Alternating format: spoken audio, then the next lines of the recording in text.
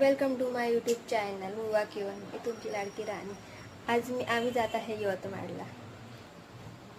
माझी पॅकिंग झाली आहे. हे माझा किटली. मी पण येतो करून राहिला आमच्यासोबत फिरायला. हाय कर हाय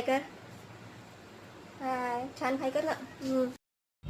मला कालच मम्मीने पूर्ण पॅकिंग करून दिली आहे. मला जे लागणारी वस्तू जे काही आहे ते माझ्या मम्मीने पूर्ण मला बॅगमध्ये पॅक करून दिलं आहे.